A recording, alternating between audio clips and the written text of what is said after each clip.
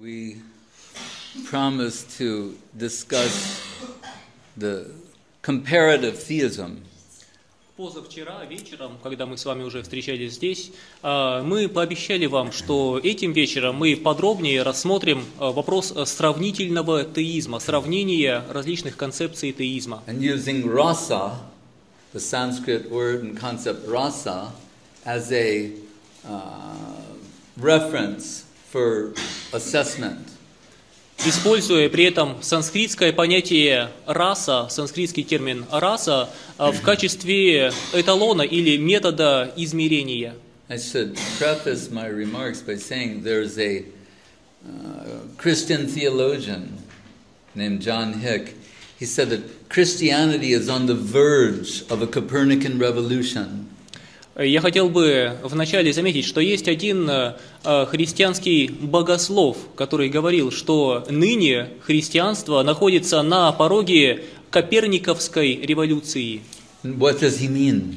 Что он имеет в виду? Just like before Copernicus, there was the geocentric conception. До Коперника существовала геоцентрическая система. That the Earth was in the center, and the Sun and so many planets are orbiting the Earth. То есть Земля в центре, а Солнце и многие другие планеты обращаются вокруг Земли. So Copernicus came along with the heliocentric conception. Но Коперник предложил гелиоцентрическую систему. That it's actually a solar system with the sun in the center, and the Earth is one of a plurality of planets that are orbiting that sun. Утверждая, что мы живем в Солнечной системе, то есть в центре находится Солнце, а Земля наряду с другими планетами обращается вокруг Солнца. So he says Christianity is on the verge of a Copernican revolution. Итак, тот богослов говорит, что христианство сейчас подобным же образом находится на пороге Коперниковой революции. Meaning, up to this point, we've thought that's the central theistic conception, and there may be so many offshoots and or orbiting. Имея в виду, что ранее мы были убеждены, что христианство, наша идея, это центральная концепция, и есть множество других побочных проявлений этой идеи. But he suggests, no, the revolutionary thought concept of the theistic world now is to realize that there's one central absolute truth, and Christianity with other theistic systems are like planets orbiting that central truth, central absolute truth. Однако этот богослов утверждал, что ныне христианство находится на пороге богословской революции, то есть понимание, что существует одна абсолютная истина, а христианство наряду со множеством других теистических концепций обращается вокруг этой абсолютной истины. Right? And my own example to help us understand this also is that once we accept the plurality, is there some means or basis by which to do a comparison, a comparative analysis, and assess higher and lower, superior, inferior, such things? Я люблю приводить один пример для того, чтобы показать, как после принятия плюрализма, наличия множественности идей, а также необходимым образом мы должны определить систему определения, что выше, что ниже, сравнительной ценности различных идей. I recently saw a picture of Polish money. Недавно я увидел фотографию польских денег, купюр. The zloty. Злотых. Know, Может быть, вы слышали злоты. And interestingly, on a large note, was a picture of Copernicus. Что интересно, на одной из купюр большого достоинства изображен Коперник. So I thought, they made this for me. This is a gift from the gods. И я подумал, они, должно быть, сделали эту купюру специально для меня, как дар Божий. Because there's a segue, there's a parallel here. Потому что здесь прослеживается одна параллель. Just as in the monetary world, there's a plurality of currencies. Так же, как в мире денег, есть множество разных валют. The dollar, euro, ruble, rupee, yen. Доллары, евро, рупии, иены. Right? Do they have their own money in Sochi yet? В Сочи еще не ввели своих собственных денег. Olympic money. Олимпийские. So, probably. Soon. We have already. So, we know there's a plurality of currencies in the monetary world, and they all have monetary value. Итак, есть много видов валют в мире денег, и каждая из этих валют обладает своей денежной ценностью. But they're not all one-to-one. Но их ценности не соотносятся один к одному. Right? To establish the relative value of any currency, you have to measure it against a universally accepted standard. Для того, чтобы определить сравнительную ценность той или иной валюты, необходимо сравнивать их относительно универсально принятого эталона. We'll call that the absolute standard. Давайте назовем это абсолютным So эталоном. when we say, here's the standard of measurement, and we'll see 5 of these equal to 1 of those, to 50 of these, to 100 of those. И тогда, сравнивая с этим абсолютным эталоном, мы увидим, что 5 единиц вот этой валюты равны одной вот этой, или 10 вот этим, или 100 вот этим. So it's a way of simultaneously recognizing substance or value and then further recognizing gradation, development. Поэтому это метод, который позволяет нам признать не только ценность каждого из этих проявлений, но и понять градацию, их сравнительную ценность. So, what is that absolute standard? Was the question the other. Итак, в прошлый раз задали вопрос, каков же этот абсолютный эталон? And that's rasa. Этот эталон – раса. And rasa sometimes translates as liquid love.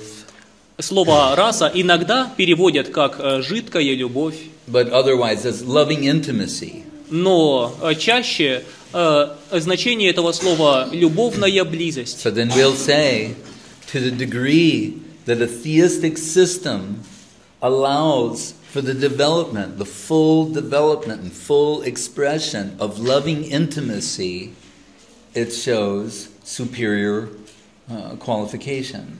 И поэтому мы слышим, что до той степени, до какой теистическая система допускает возможность развития близких, любовных отношений, до той степени эта система показывает свое превосходство. Most religious systems, God concepts are predominated by awe and reverential devotion. Большинство теистических, богоцентрических систем поглощены отношением к Богу в духе благоговения.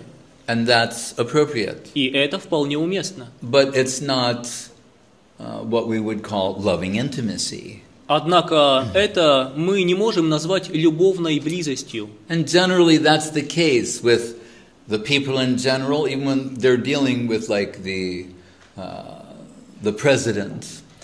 Можно уподобить подобное отношение к тому, как обычные люди относятся к какой-то высшей личности, например, президенту. I like to invoke Mr. Putin's name at this point, even though there's another, I prefer Putin. По какой-то причине в этой связи мне хотелось бы упомянуть имя Путина. Пускай даже формально он премьер-министр, но все-таки давайте приведем пример с ним. Petersburg connection. Быть может, потому что он связан с Петербургом. So we can say that when his presidential, and actually isn't he the president? He's or prime the minister. excuse me, prime minister. And his role as prime minister, if he were to come here right now, right, we would all stand at attention and respectfully receive him. No? Поскольку господин Путин является премьер-министром, то если бы он сейчас внезапно открыл эту дверь и вошел сюда, мы бы все, разумеется, встали бы и почтительно его приветствовали, не так ли? And that would be an appropriate response. И это было бы уместной реакцией. But long before he got here, his entourage would come. Но задолго до того, как он сам вошел бы сюда вошли бы люди из его окружения, Secure the place. Чтобы позаботиться о безопасности. And we might see after he arrives that entourage, he knows maybe some of them by name, something about their wives, their children. They have some increased intimacy. И в этом окружении мы увидим некоторых людей, которых он знает по именам, он знает что-то об их семейном положении, он, быть может, знаком с их женами или их детьми. Есть большая близость отношений. So while they're respectful, they also have some element of friendship. Хотя они по-прежнему уважительно к нему относятся, но в их отношениях присутствует элемент дружбы. But there are others, maybe they were his friends in his childhood in Petersburg. Но есть и другие, которые, возможно, были его друзьями детства в Петербурге. And they know him in a very unpresidential, unprime ministerial way. И они знают его как совсем не президента и совсем не премьер-министра. They remember playing there, doing the kind of mischievous activities that boys might do. Они помнят, как они играли вместе с ним, шалили, как и любые мальчики. And now they know he's a big man, he's achieved such a high position, but sometimes they might joke with him a little bit. Maybe they have some nicknames from their childhood. И сейчас они, конечно же, понимают, что он достиг столь высокого положения, но они все еще помнят свои отношения с ним. Они, возможно, помнят прозвища, которые они ему давали еще в детстве. And that won't be considered offensive. И подобные шутки или прозвища не будут чем-то оскорбительным. But rather, if they transcend the presidential identity and deal with him in a familiar, jocular way, it'll give him some joy. Скорее, если они будут относиться к нему не как к премьер-министру, но как к личности, как к близкому человеку, то, напротив, это скорее принесет ему радость. But then there's his wife. Наконец, есть его жена. She knows him with another type of intimacy. И она знает его с еще большей близостью. His mother. Есть его матушка. His mother can come and grab him by the ear and go, "Listen to me, Mr. Prime Minister." И его мама может прийти к нему, схватить его за ухо и сказать: «Послушай-ка меня, премьер-министр». And he's going, Mom, come on, all right. Мама, не надо, ладно. A man feared by many, he's afraid. Mom, come on, leave him. Это человек, которого многие боятся, но он боится своей мамы. And he'll have to obey his mother. Ему придется послушаться, подчиниться своей матери. The man in the highest position will have to be obedient to his mother. Человек даже в высочайшем положении все равно вынужден слушаться своей мамы. So what we'll see by this sort of analysis as on the on-reverential level, the general conception, as we go higher in loving intimacy, the majestic aspect goes into the background until it's totally eclipsed and almost non-existent. И что мы увидим при анализе этой картины, это что чем более мы переходим от отношения с благоговением и почтением, от отношения, какое свойственно обычным людям, ко все более близким и близким отношениям, тем в большей степени его величественный аспект его могущества уходит на задний план и становится чем-то несущественным. This is the essence of Krishna conception. И это суть Кришна-концепции. That on the lower levels there's on-reverential devotion. Что на более низких уровнях есть преданность в духе благоговения и почтения. But with the increase of loving intimacy, there becomes friendship or equality. Но когда появляется большая любовная близость, наступают отношения дружбы, равенства. Jocular relationship. Шутливые отношения. Where his friends are challenging him to wrestle, to fight. Когда его друзья, например, вызывают его на бой. And sometimes they're defeating him also. И иногда даже побеждают его. Sometimes we hear in Krishna Lila, you see in some of the paintings here, Mother Yashoda, his mother, Krishna's done something naughty, he's stolen something, he's running from his mother, she's running after him with a stick to give him a whipping. В Кришна-лиле есть некоторые эпизоды, какие-то из них вы можете увидеть на картинах на этой выставке. Например, когда Кришна нашалил, сделал что-то дурное, то его матушка Яшода гонится за ним с палкой в руке, чтобы отхлестать его, и Кришна убегает от нее. And his eyes are full of tears and fear. При этом глаза его полны страха, из них текут слезы. Such is the power of devotion. The mother's crossed, taken a higher position. Такова сила преданности его матушки, что она превзошла эти ограничения, заняла высшее Then положение. what to speak of the Braja Gopis, the cowherd girls, friends of Krishna. Что уж тогда говорить о Браджагопи, о друзьях-пастушках и пастушках Вриндавана, близких друзьях So then Кришны. you can think, why does God want to play in this way? И кто-то может сказать, ну зачем Богу хотеть играть таким образом? We're told we're made in the image and likeness of God. Можно ответить так, мы сотворены по образу и подобию Божьему. So the tendencies we have are indicative of divine tendencies. Поэтому те склонности, что есть в нас, указывают на подобные же склонности в божественном. So it says, Janmadyasya yataha yato va imani bhutani jayante. The supreme, the absolute divinity, is that from which everything has manifested. Высшая истина, абсолют, это то, из чего все проявилось, из чего все изошло. Even all the human-like tendencies. Даже все человеческие склонности. So I was in Italy recently, and there someone who's now a new resident of Italy, George Clooney. He likes to live there, the famous actor.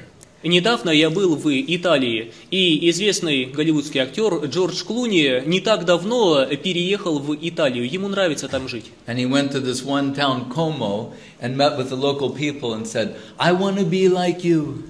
И он собрался жить в маленьком итальянском городке Комо, и он собрал всех жителей этого города и сказал, я хочу жить среди вас, как один из вас, как простой человек. I want to live anonymously. Я хочу жить анонимно, как And just обычный have everybody человек. treat me normal. Обращайтесь ко мне, как с обычным человеком. And I said, "Okay, George." И они сказали, окей, Джордж. And so he moved there, and he lives there happily as one of the citizens. И он переехал туда и живет там счастливо, как один из жителей этого города. And they try to forget who he is. И они стараются забыть, кто он такой. And we very often hear famous people will say, people are either famous or rich, they express that it is disappointing to them that they can't have a relationship with someone who just loves them as they are. И иногда мы слышим жалобы от людей, которые очень знамениты или очень богаты, что они не могут найти искренних взаимоотношений с таким человеком, который любил бы их такими, какие они есть. That person is always thinking about their position, their power, their wealth.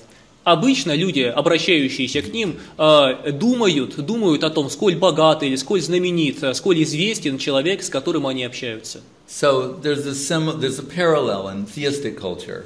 Можно провести здесь параллель с теистической культурой. Those who are overwhelmed by the majestic aspect of divinity. Есть те, кого переполняют чувство благоговения перед Божественным, перед Богом. Whereas in the higher devotional realms, due to loving intimacy, that divine aspect is suppressed, and they're loving the personality of Godhead as He is. Но в мирах более высокой преданности величественный аспект Господа отходит на задний план, и обитатели тех миров любят Его таким, какой Он есть, не думая о том, что Он Бог. In Vedic literature, we're told there are three aspects of God realization. В ведических писаниях говорится, что есть три уровня постижения Бога. Brahma, Paramatma, Bhagavan. Они называются Брахма, Параматма и Бхагаван. Brahma means all-accommodating spirit. Брахма означает всеобъемлющий дух. Paramatma means the all-permeating form of the Lord, which is the object of the meditation of mystic yogis. Параматма – это всепронизывающий аспект Господа. Это предмет медитации йогов-мистиков.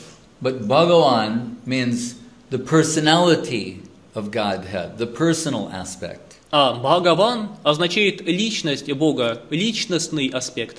As our Guru Maharaj once expressed this, he's saying, the extremes of the infinite means Brahma, greater than all accommodating, Paramatma, all permeating, then what will be the central conception of the infinite? Наш Гуру Махарадж однажды выразил это таким образом. Налицо два крайних проявления безграничного. Бесконечно большой, всеобъемлющий, бесконечно малый, всепронизывающий. Но какова золотая середина? The golden mean of the infinite. Какова центральная концепция бесконечного? Means all attractive. Это всепривлекающий. And human-like features. Тот, чьи черты похожи на человеческие. Charm, beauty, and sweetness personified. Любовь, очарование, сладость и красота собственной персоной. That means the personality of Godhead. Это означает личность Бога.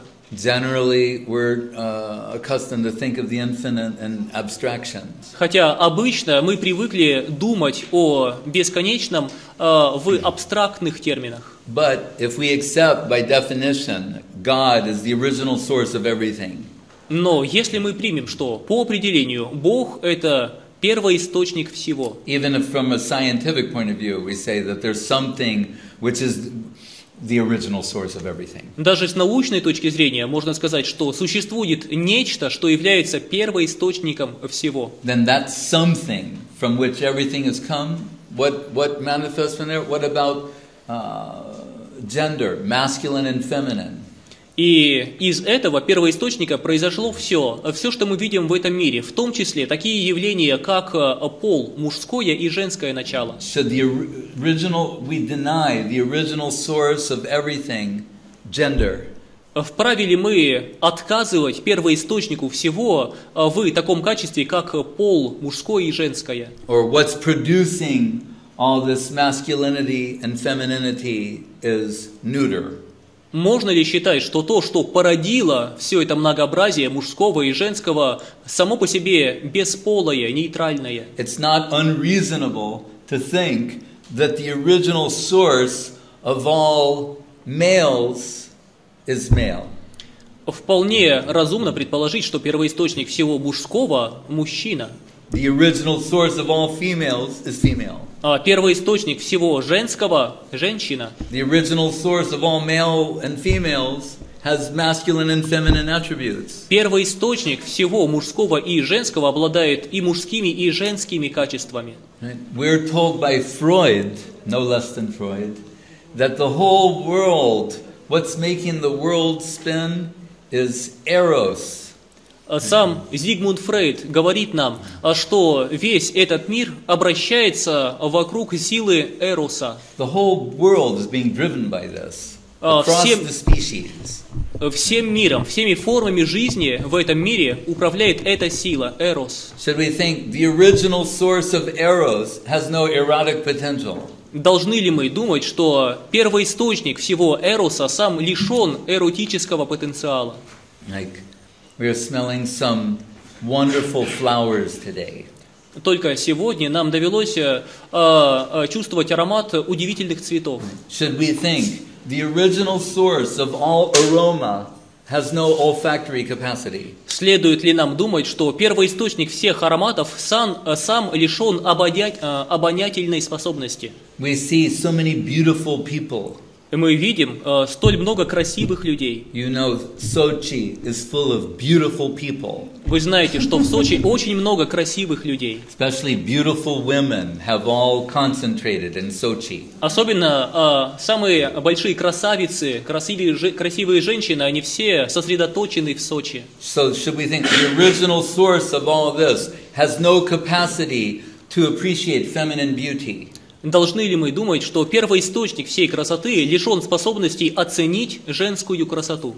Why should we think like that? С чего нам так думать? Rather, we should think in the inverse. Скорее, следует предположить обратное. And the inverse is full of ecstatic possibility. И это обратное дает нам очень экстатические возможности. Right? Means potential for loving exchange, loving relationship. А именно, потенциал любовных взаимоотношений. So we see what's driving the internet at present. Что сейчас способствует развитию интернета? Two things. Две вещи. Well, one is first, under the umbrella of a concept, total access to all things at all times.